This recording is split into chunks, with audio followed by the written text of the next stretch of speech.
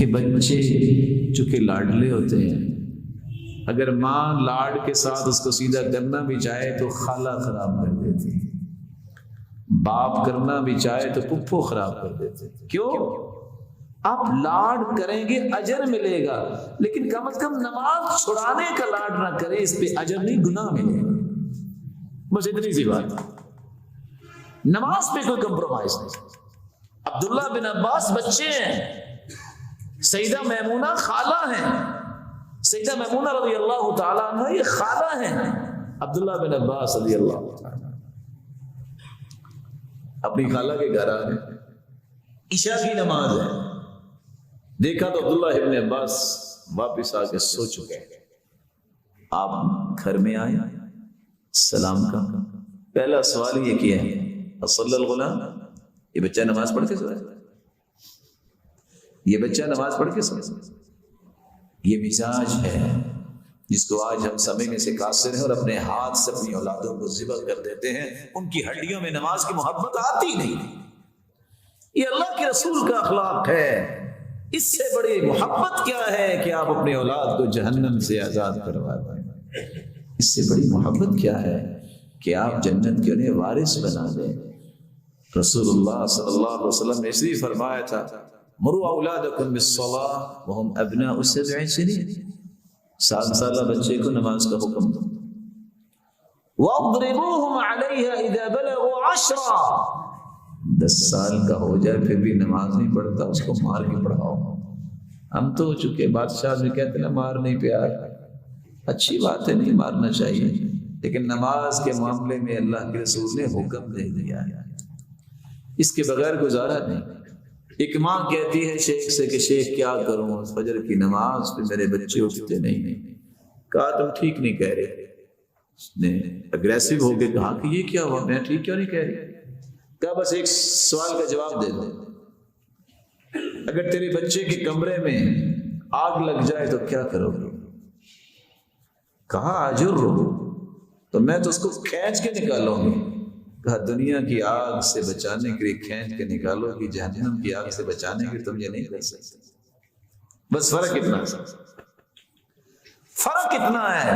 اگر سچی محبت ہے تو نماز پہ کوئی کمپرومائز نہ کرو، ان کو پیار دو، ان کی خواہشات اچھی جو ہیں پوری کرو، ان کو خوشیاں دو، سب کچھ، لیکن نماز پہ کمپرومائز نہ کرو۔ یا آپ اپنی اولاد کے ساتھ سچا پیار کریں گے کہ ان کی ہڈیوں میں نماز اس طرح چلی جائے، آج تمہاری آنکھیں بند ہو جائیں تو اس گھر میں اسی طرح وہ تہجد پڑھتے نظر آئے۔ اپنی اولادوں کے ساتھ احسان کرو، ان کی اچھی تربیت کرو اور ان کو نمازوں کے ایسے پابند بناؤ، تبھی یہ تمہارے درجات کی بلندی کا باعث بنیں گے۔ اس اولاد کا کیا فائدہ کہ باپ دنیا سے چلا جائے، اس کو یہ بھی پتہ نہیں کہ دعا کیا کرنا، وہ جنازہ نہ پڑھا سکے، وہ دعا نہ کر سکے، وہ غسل نہ دے سکے، اس کو یہ پتہ نہیں ہے کہ کیا کرنا ہے، زندگی کے معاملات کیسے چلانے ہیں۔ اولادوں کے ساتھ احسان کرو اور یاد رکھنا جس نے اپنی اولاد کو نیکی پہ نہیں لگایا وہ دنیا میں بھی روتا ہے اور قیامت کو بھی روئے گا۔ دو ہی کام ہیں، یا اچھی تربیت کر لو یا پوری زندگی دکھوں اور غموں اور مصیبتوں رونے کے لیے تیار ہو جاؤ، دونوں میں سے ایک راستہ اختیار کرو۔ تربیت کر لو گے زندگی کی آخر رمق تک تمہارے خادم بنیں گے، دین کے خادم بھی بنیں گے، امت کے سرمایہ بھی بنیں گے، اور قیامت کا دن ہوگا ان الرجل لترفع درجته فی الجنہ، ایک شخص کا جنت میں درجہ بلند ہوگا، وہ کہے گا یا ربی انا لی ھذہ، اللہ یہ درجہ مجھے کیسے ملا؟ جواب ملے گا باستغفار ولدک لک، اور میرے بندے تیرے بچے نے دعا کی تو تیرے درجے بلند۔ اللہ سب کی اولادوں کو نیک بنائے۔ والد اور والدہ کی عظمت کو بیان کیا ہے۔ رسول اللہ صلی اللہ علیہ وسلم کا فرمان ہے ان اللہ یوصیکم بامہاتکم ثلاثا، ان اللہ یوصیکم بامہاتکم ثلاثا، اللہ ذو الجلال نے 3 مرتبہ اس بات کی وصیت کی ہے کہ تم اپنی ماؤں کے ساتھ خیر خواہی اور نیکی اور خدمت اور ان کی دعائیں لینے کے لیے اپنی زندگی کے اوقات، صلاحیتیں اور مال خرچ کرو، ان کے ساتھ خیر خواہی کرو۔ پھر تیسری مرتبہ فرمایا ان اللہ یوصیکم بآبائکم، اللہ تعالیٰ تمہیں وصیت کرتے ہیں کہ تم اپنے والد کا بھی خیال رکھو۔ ان اللہ یوصیکم بالاقرب فالاقرب، یہ دو ہستیاں جب ان کے ساتھ آپ زندگی کا سب سے اچھا سلوک کر لیں تو اس کے بعد درجہ آتا ہے کسی اور رشتے کا، وہ بہن بھائی ہو، وہ اولاد ہو، وہ بیوی ہو، یہ سب رشتے والدین کے بعد آتے ہیں۔ رسول اکرم صلی اللہ علیہ وآلہ وسلم کی اس وصیت کا معنی یہ نکلا کہ دنیا کے اندر سب سے بڑی خیر خواہی کا مستحق اگر کوئی ہے تو وہ انسان کے والدین ہیں۔ اور کیوں نہ ہو، کیونکہ اللہ عز و جلال نے قرآن مجید میں 2 جگہوں پہ ایک ایسی بات بیان کر دی ہے جس کو سمجھنے سے انسان کو اندازہ ہو سکتا ہے کہ سب سے زیادہ حقوق ان ہستیوں کے کیوں رکھے گئے۔ وَوَصَّيْنَا الْإِنسَانَ بِوَالِدَيْهِ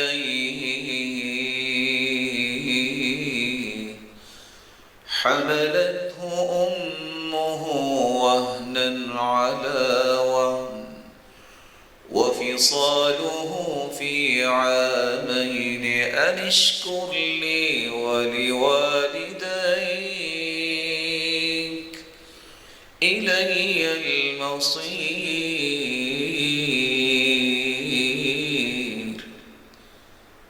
وَوَصَّيْنَا الْإِنسَانَ بِوَالِدَيْهِ، ہم نے انسان کو وصیت کی ہے کہ زندگی میں اگر اللہ اور اس کے رسول کے بعد، دین اور شریعت اور قرآن کے بعد سب سے زیادہ اہتمام کے لائق ہے تو وہ والدین۔ کس طرح مصائب اور آلام سے گزرتے ہوئے ماں جو ہے بچے کو اٹھاتی ہے اور کس طرح اس کی پرورش کرتی ہے، یہ وہی جانتی ہے، یا انسان ان احادیث کی روشنی میں سمجھ سکتا ہے جو رسول اللہ صلی اللہ علیہ وسلم نے بیان کی۔ تو جہاں اللہ عز و جلال نے اس کی باقاعدہ وصیت کی ہے اور رسول اکرم صلی اللہ علیہ وسلم نے بھی اس بات کی وصیت کی ہے کہ اللہ عز و جلال وصیت کرتے ہیں، اس کی عظمت اس سے بڑھ کے کیا ہو سکتی ہے کہ انبیاء علیہم السلام کی بنیادی ذمہ داریوں میں اس ذمہ داری کو بھی اللہ نے شامل کر دیا۔ قال انی عبد اللہ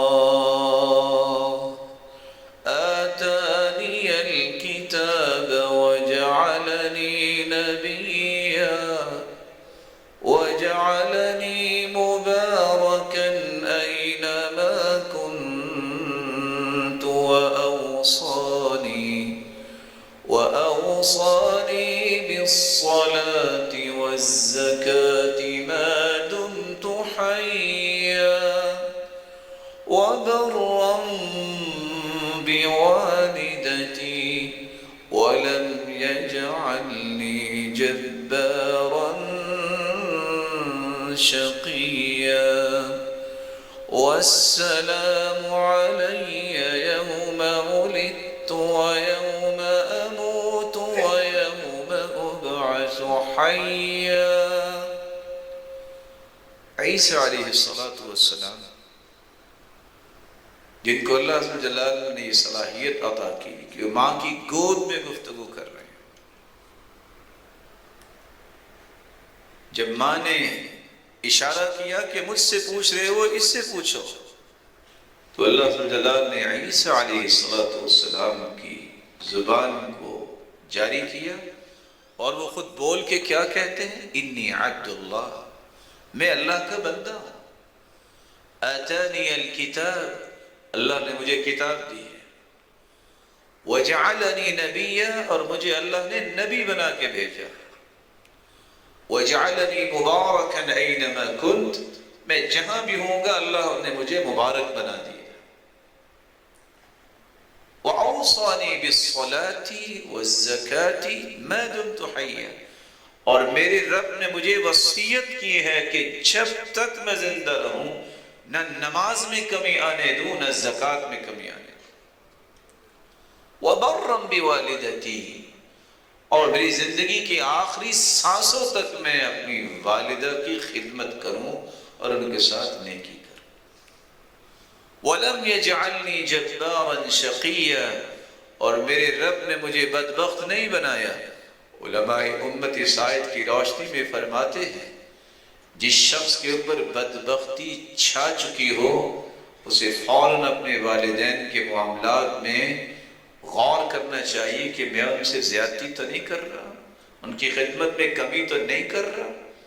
یہ بار بار جو بدبختی چھا رہی ہے، محرومیاں آ رہی ہیں اور نحوستیں آ رہی ہیں، وَلَمْ يَجْعَلْنِي جَبَّارًا شَقِيًّا، شقاوت اور بدبختی سے بچنے کا ایک ہی راستہ ہے کہ اپنی ماں کی خدمت میں کمی ہے اس کو پورا کیجئے اور ماں کی دعائیں لینا شروع کیجئے، اللہ یہ بدبختیاں اس سے دور کر دیں گے۔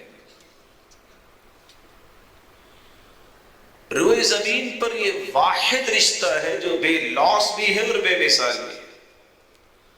آپ لاکھ کسی کی منتیں کریں کہ میرے لیے دعا کریں، کبھی اس کو یاد رہتا ہے کبھی اس کو یاد نہیں رہتا۔ اللہ جل جلالہ نے یہ ایک ہی ہستی بنائی ہے جو بغیر مطالبے کے اور آپ کی طلبیہ کے بغیر آپ کے لیے دعا کرتے ہیں، وہ آپ کے والدین۔ اس لیے سیدنا عمر رضی اللہ تعالی عنہ بیان کرتے ہیں قدم علی رسول اللہ صلی اللہ علیہ وسلم بسابی فإذا امرأة تبتغي وفي رواية تسعى إذ وجدت صبيا فأخذته فألصقته ببطنها فأرضعته، جب غلام لائے گئے اللہ کے رسول صلی اللہ علیہ وسلم کے پاس، ان میں سے ایک عورت بھی تھی، قیدی بنا کے لائے گئے، ان میں سے ایک قید میں آنے والی عورت بھی تھی جو کبھی ادھر دوڑ رہی ہے کبھی ادھر دوڑ رہی ہے، اس بچے کی تلاش میں جو اس کا بچہ تھا اور جنگ کی حالت میں اس سے چھوٹ گیا۔ جو ہی اس کو بچہ نظر آیا اس نے دوڑ کے اسے پکڑا اور پکڑنے کے ساتھ ہی اسے سینے سے لگایا اور دودھ پلانا شروع کیا۔ اللہ کے رسول دیکھ رہے تھے، صحابہ کو متوجہ کیا۔ صحیح بخاری مسلم کی روایت آپ نے فرمایا أَتَرَوْنَ هَذِهِ الْمَرْأَةَ طَارِحَةً وَلَدَهَا فِي النَّارِ، سچ سچ بتاؤ یہ ماں جس کی کیفیت تم نے دیکھی ہے کہ کس طرح اپنے بیٹے کو تلاش کر رہی تھی، اب سکون میں آئی ہے جب بچہ ملا ہے، اس کو اگر کہا جائے کہ اپنے بیٹے کو آگ میں پھینک دو، کیا یہ پھینک سکے گی؟ قالوا لا یا رسول اللہ، اللہ کے رسول وَإِنَّهَا تَقْدِرُ عَلَىٰ أَلَّا تَطْرَحَهُ، یہ ماں اپنے بچے کو آگ میں کیسے پھینکے گی؟ قال لَاللَّهُ ارحم بعباده من هذه بولدها، سنو تم نے یہ تو کہہ دیا کہ یہ ماں اپنے بچے کو آگ میں نہیں پھینک سکتی، اللہ کی قسم اللہ اپنے پیارے بندوں سے اس سے بھی زیادہ پیار کرتا ہے جتنا یہ ماں اپنے بچے سے پیار کر رہی۔ لوگوں نے بات بنا رکھی ہے کہ ماں جو ہے اللہ 70 ماؤں سے بھی زیادہ بندے سے پیار کرتا ہے، شاید کہ وہ اللہ کی رحمت کا اندازہ نہیں کر سکے۔ 70 کھرب مائیں بھی مل جائیں تو اللہ جلال کی محبت نہیں دے سکتے، یہ تو اللہ کی رحمت کا اندازہ ہی نہیں ہو رہے۔ ان اللہ خلق 100 رحمہ یوم خلق السماوات والارض، اللہ نے 100 رحمتیں بنائیں جب کائنات کو بنایا۔ فانزل منها رحمة واحدة، ایک رحمت کو زمین میں بھیجا۔ وادخر 99 اور 99 رحمتیں اللہ نے اپنے پاس ذخیرہ کی ہوئی ہیں۔ بها تعطف الوالدة على ولدها والطيور بعضها على بعض، یہ دنیا میں جتنی محبت ہے ماں باپ کی اولاد کے ساتھ، پرندوں کی، جانوروں کی جتنی محبت موجود ہے، یہ ساری کی ساری اللہ کی ایک رحمت کی مرہون منت ہے۔ قیامت کے دن اللہ اپنے ولیوں کو وہ 99 رحمتیں جو چھپا کے رکھی ہیں اور یہ رحمت جو اللہ نے دنیا میں بھیجی، اکملہا 100 کی 100 اپنے اولیاء کو عطا کر دیں گے۔ اور اللہ کے اولیاء ہیں کون؟ الا ان اولیاء اللہ لا خوف علیہم ولا هم يحزنون الذین آمنوا وكانوا يتقون، ایمان لانے والے اور تقوی کا استعارہ بننے والے، یہ وہ لوگ ہیں اللہ کے ولی، نہ ان پہ خوف ہوگا نہ غم ہوگا۔ ایک نہیں، ان 99 بشمول اس ایک رحمت کے 100 کی 100 رحمتیں اللہ ان اولیاء پہ نشاور کرتے ہیں۔ اولیاء اللہ الذین اذا رؤوا ذکر اللہ، اللہ کے ولی وہ ہوتے ہیں جن کو دیکھ کے ان کے اعمال، ان کے اقوال، ان کے کردار اور ان کی زندگی کو دیکھ کر اللہ یاد آ جائے۔ یہ رسول اللہ صلی اللہ علیہ وسلم نے نشانی بیان کی۔ ماں کی عظمت کے بارے میں ایک چوتھی بات ذہن میں رہنی چاہیے۔ یہ اتنی عظیم ہستی ہے کہ اگر ساتھ بیٹھ کے آپ صرف کھانا کھا لیں، سیدنا حسن بصری کے پاس ایک شخص آتا ہے، کہتا ہے انی قد حججت فأذنت لی امی بالحج، میں نے ماں کے ساتھ میں نے حج کیا ہے اور میری ماں نے مجھے حج کی اجازت بھی دی تھی۔ کہا سنو، لقعدۃ معها تقعدها على مائدتها احب الی من حجتک، تم اگر محبت اور احترام سے ماں کے ساتھ بیٹھ جاؤ اور اس کے دسترخوان پہ بیٹھ کے اس کے ساتھ کھانا کھاؤ، اللہ کی قسم یہ بیٹھنا تیرے حج سے زیادہ افضل ہے۔ ہشام بن حسان کہتے ہیں حسن بصری سے میں قرآن پڑھنے جاتا ہوں اور میری والدہ جو ہے وہ رات کے کھانے کا انتظار کرتی ہے، وہ آئے گا تو کھاؤں گی، میں کیا کروں؟ کہا سنو، تعشى العشاء بأمك احب تقر بها عينها احب الي من حجة تحجها تطوعا، اگر تم ماں کے ساتھ بیٹھ کے کھانا کھاؤ جس سے اس کو خوشی میسر آئے، یہ تیرے نفلی حج سے بھی افضل ہے۔ بندار محدث ہے،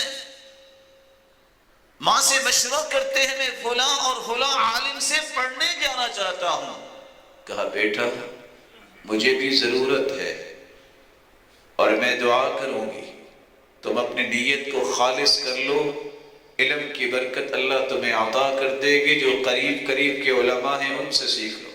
بندار کہتے ہیں میں نے ماں کی اس بات پہ عمل کیا، دعائیں بھی لی، اخلاص کے ساتھ پڑھا، وہ علماء جن کے پاس میں نے پڑھنے جانا تھا، ماں تو دنیا سے چلی گئی، لیکن ایک وقت آیا کہ جن سے میں پڑھنا چاہتا تھا وہ مجھ سے زندگی کے ادب و آداب سیکھ لی اور پڑھنے کے لیے میرے پاس آئے۔ رسول اللہ صلی اللہ علیہ وآلہ وسلم نے اس لیے فرمایا تھا کہ جنت کا سب سے آسان ترین راستہ جو ہے وہ ماں کی خدمت ہے۔ صحابی آتے ہیں معاویہ بن جاہم رضی اللہ تعالی عنہ، کہتے ہیں یا رسول اللہ صلی اللہ علیہ وسلم اريد الجهاد معك ابتغي بذلك وجه الله والدار الآخرہ، میں آپ کے ساتھ جہاد کرنے کے لیے جانا چاہتا ہوں لیکن میرا مقصد اللہ کی رضا ہے اور جنت ہے۔ آپ نے فرمایا ویحک هل لك من ام، کہ آپ کی والدہ ہے؟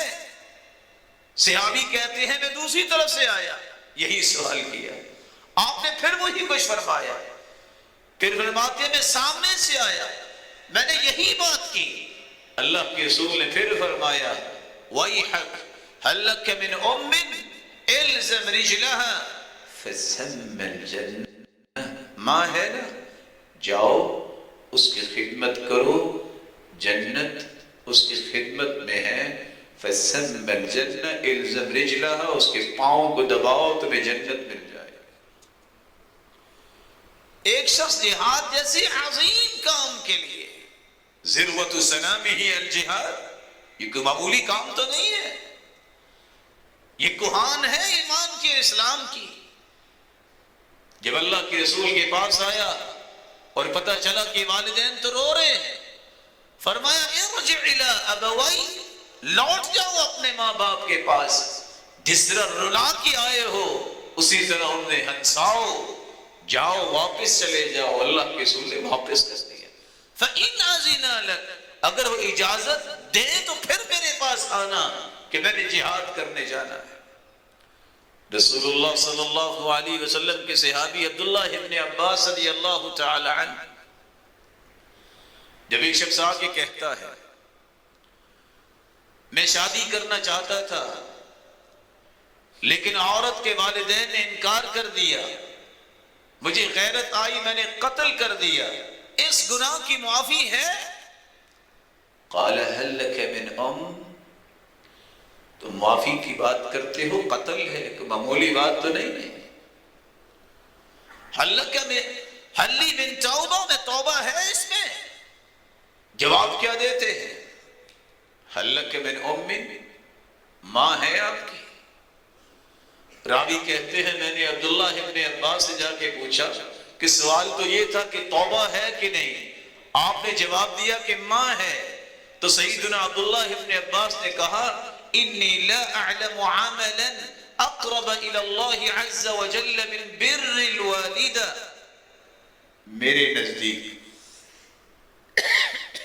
میں نہیں جانتا والدہ کی خدمت سے بڑھ کے اللہ کے قریب کرنے والا کوئی عمل ہے ہی نہیں۔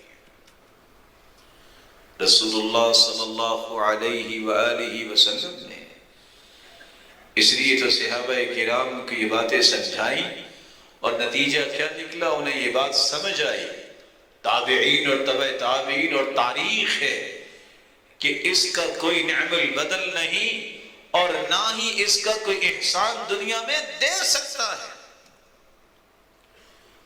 راوی روایت کرتے ہیں میں عبداللہ ابن عمر رضی اللہ تعالیٰ عنہ کے پاس تھا، ایک شخص ماں کو اٹھا کے بیت اللہ کا طواف کر رہا ہے اور یہ پڑھ رہا ہے انی لہا بعیرها المذلل ان ازعرت رکابها لم ازعروا، میں ایسی سواری ہوں، سواریاں تو تھک جاتی ہیں سامان اٹھا کے، میں اپنی ماں کو اٹھا کے حج کیا، تھکا نہیں ہوں۔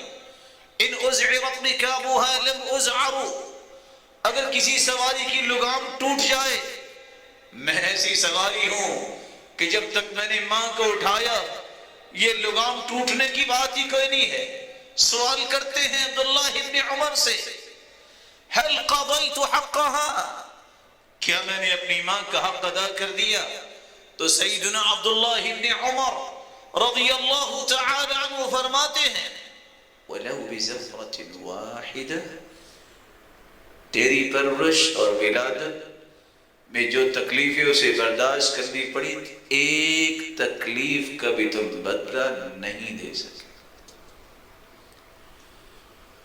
ایک شخص آتا ہے اور آ کے کہتا ہے انی حملت امی علی رقبتی من خراسان فقضیتها المناسک، میں اپنی والدہ کو خراسان سے اٹھا کے لایا ہوں، 1548 کلومیٹر ہے خراسان مکہ سے، میں اپنی والدہ کو اپنے کندھے پہ اٹھا کے لایا ہوں اور اسی طرح حج بھی کروایا ہے۔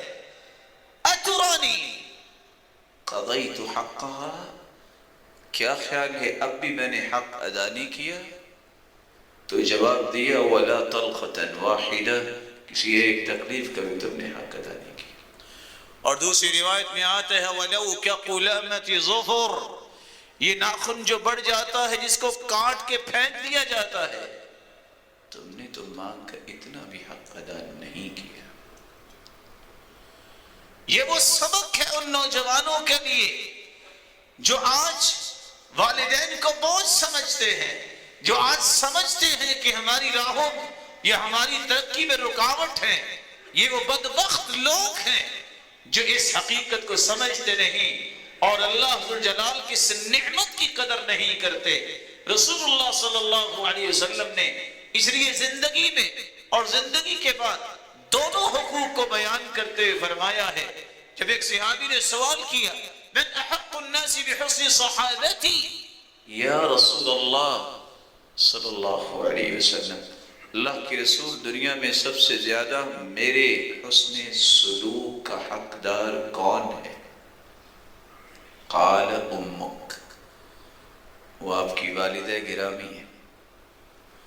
قلت ثم من، پھر کون ہے؟ قال امک، پھر بھی آپ کی والدہ گرامی ہے۔ قلت ثم من، میں نے کہا پھر کون؟ آپ نے فرمایا امک، آپ کی والدہ گرامی ہے۔ قلت ثم من، صحیح بخاری مسلم کی روایت سے میں نے چوتھی مرتبہ پوچھا قال اباک، آپ کے والد گرامی۔ رسول اللہ صلی اللہ علیہ وآلہ وسلم نے اس حدیث کے اندر اس بات کا بھی جواب دے دیا، جو مغرب پرست ہیں کہتے ہیں عورت کو حقوق نہیں ملے، ان کو دیکھنا چاہیے کہ صحیح بخاری مسلم کی روایت میں عورت کے 3 حقوق بیان کیے گئے اور مرد کا 1 حق بیان۔ رسول اللہ صلی اللہ علیہ وآلہ وسلم نے اس لیے صحابہ کرام کو یہ فرمایا تھا کہ دنیا کے اندر 3 ایسے بدبخت ہیں جن کی نہ تو نفلی نماز اور عبادت اور نہ ہی فرضی عبادت قبول ہوتی ہے۔ ثلاثۃ لا يقبل اللہ منہم یوم القیامت صرفا ولا عدلا، جن کی اللہ فرض اور نفل قبول نہیں کریں گے۔ ان میں سب سے پہلا وہ شخص ہے العاق، جو والدین کا نافرمان ہے، ومکذب بالقدر، اور جو تقدیر کو جھٹلانے والا ہے، ومدمن خمر، اور شراب میں دھت رہنے والا ہے۔ یہ زندگی کا سب سے پہلا حق ہے۔ اس بات کا اعتراف ہو، سمجھ ہو، فہم ہو کہ سب سے زیادہ خیر خواہی اگر مجھے کرنی ہے تو والدین کے ساتھ۔ طیسل بن میاس بیان کرتے ہیں میں عبداللہ ابن عمر کے پاس آیا، مجھ سے کوئی گناہ ہو گیا، میں سمجھ رہا تھا یہ کبیرہ گناہ ہے۔ انہوں نے کہا یہ کبیرہ گناہ نہیں، لیکن ایک بات یاد رکھنا، لو علنت لها الكلام واطعمتها الطعام لتدخلن الجنہ ما اجتنبت الكبائر، تم کبیرہ گناہوں سے بچے رہو، نرم گفتگو اپنی ماں سے کرو، خوشی سے اسے کھانا کھلاؤ، ساتھ بیٹھ کر، تم ضرور جنت میں داخل ہو جاؤ گے، شرط یہ ہے کہ تم نے کبیرہ گناہ نہ کیا۔ اس لیے اللہ ذوالجلال نے جو لفظ استعمال کیے فَلَا تَقُلْ لَهُمَا اُفٍّ وَلَا تَنْهَرْهُمَا، ان کو ڈانٹنا تو دور کی بات ہے، اف بھی نہ کہیے۔ ڈانٹ کے جتنے درجات لغت عرب بیان کرتی ہے، سب سے آخری درجہ ہے صرف دونوں ہونٹوں کو ملانا، اف۔ یہ بھی اپنی ماں اور باپ کے سامنے نہ کرو۔ عبداللہ ابن عباس رضی اللہ تعالی عنہ جب ان سے کسی نے سوال کیا کہ والدین کی نافرمانی کیا ہے، کہا میں ایک بات بتاتا ہوں شاید تمہیں سمجھ آ جائے، لو ان الولد وقف بجانب والدی، اگر کوئی شخص اپنے باپ کے ساتھ کھڑا ہو، ثم نفض ثوبه، پھر اپنے کپڑے کو جھاڑتا ہے، فطار الغبار علیہ کتب عند اللہ عاقا، اس کپڑا جھاڑنے سے گرد اڑ کے باپ پہ آ جائے تو یہ اللہ کے ہاں نافرمان لکھا جاتا ہے۔ علی بن حسین رحمہ اللہ، زندگی کے اندر معمول کیا ہے، ماں کے پاس بیٹھ کے کھانا کھاتے ہیں، کہتے ہیں میں نے کبھی آنکھ اٹھا کے نہیں دیکھا کہ کہیں اس پر بھی ماں جو ہے ناراض نہ ہو جائے، ادب سے بیٹھ۔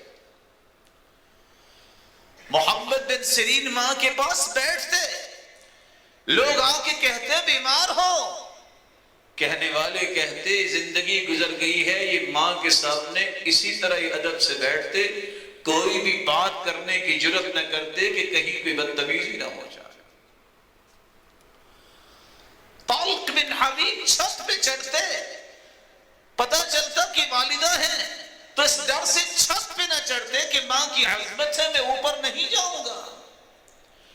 مسعر بن کدام ساری رات کھڑے رہے، وہ پیالہ لے کر ماں نے پانی طلب کیا تھا، جب واپس آئے تو سو چکی، صبح تک کھڑے رہے کہ ماں کو پتہ نہیں کس وقت پینے کی ضرورت ہوگی، نیند خراب نہیں کی، اور صبح تک کھڑے رہے کہ جب ماں کو ضرورت ہوگی میں ان کی خدمت میں پانی پیش کر دوں گا۔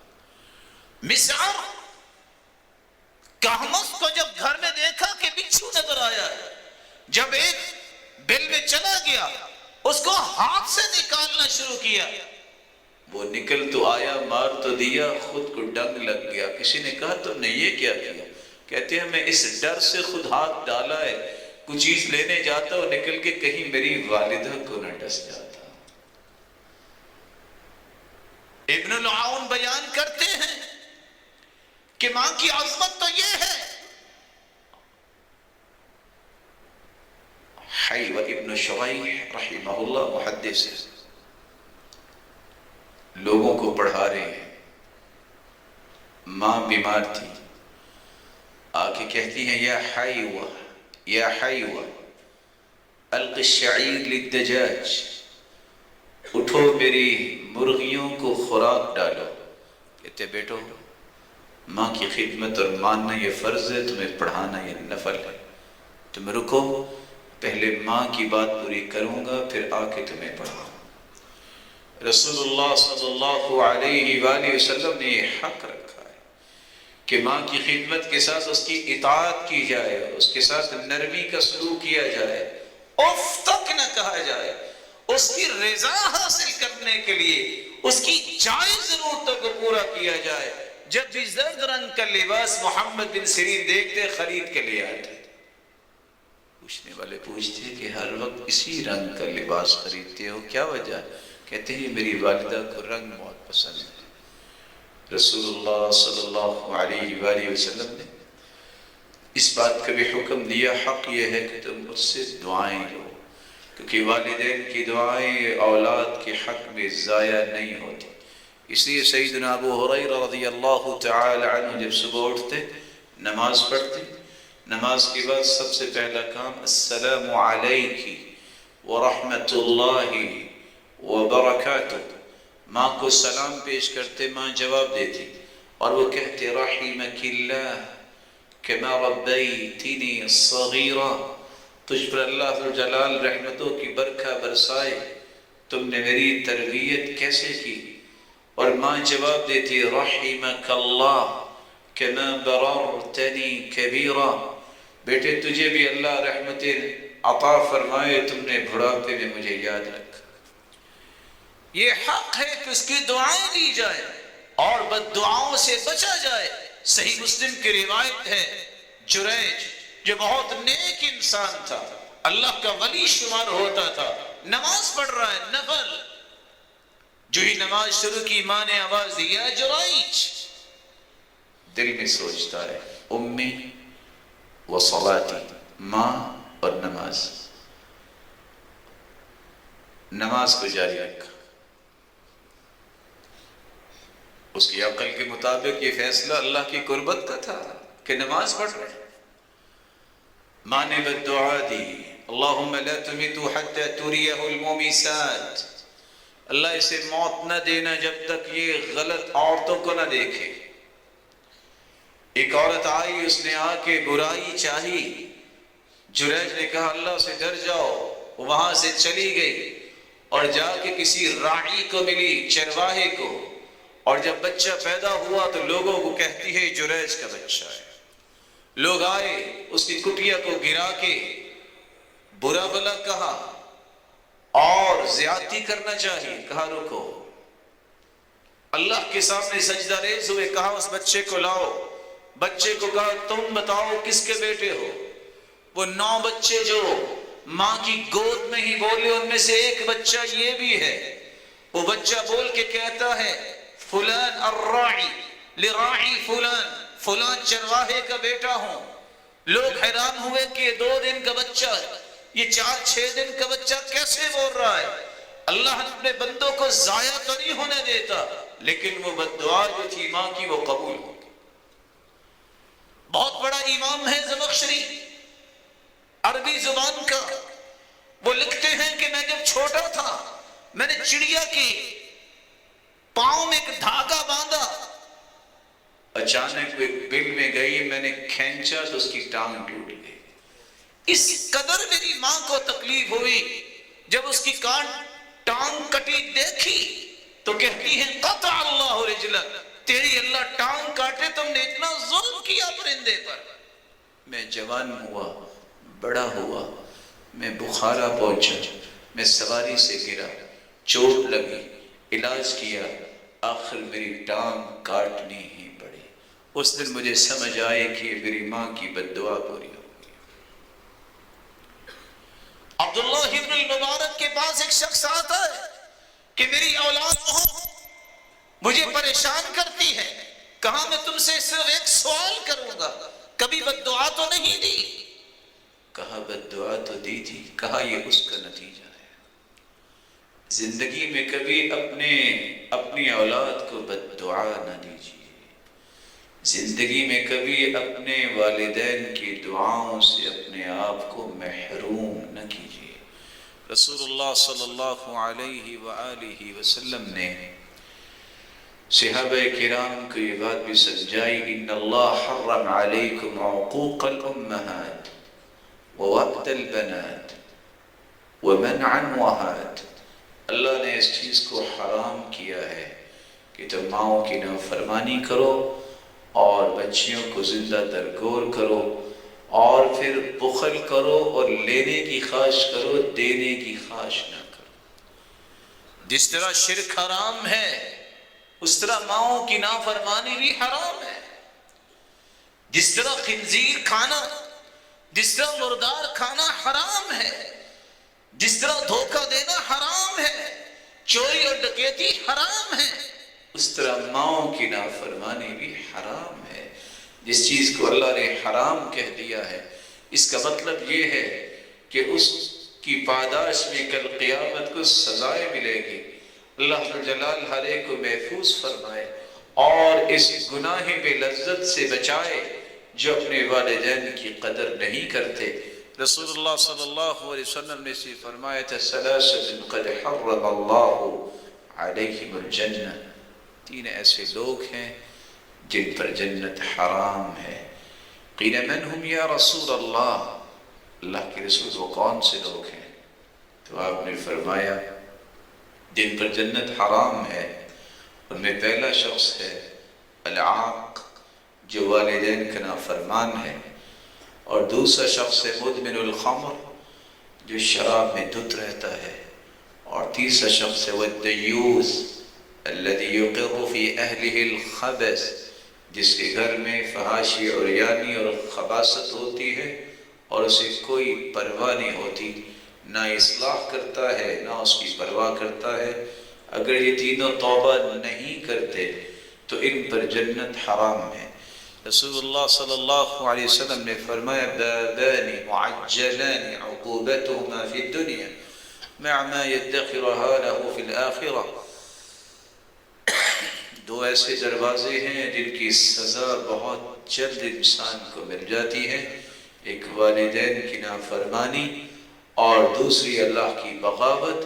اس کی سزا جو ہے اللہ فوراً دے دیتے ہیں، اور رسول اللہ صلی اللہ علیہ وسلم نے فرمایا صرف دنیا میں سزا نہیں ملتی بلکہ اللہ آخرت کے لیے بھی سزا اور عذاب ذخیرہ کر لیتے ہیں۔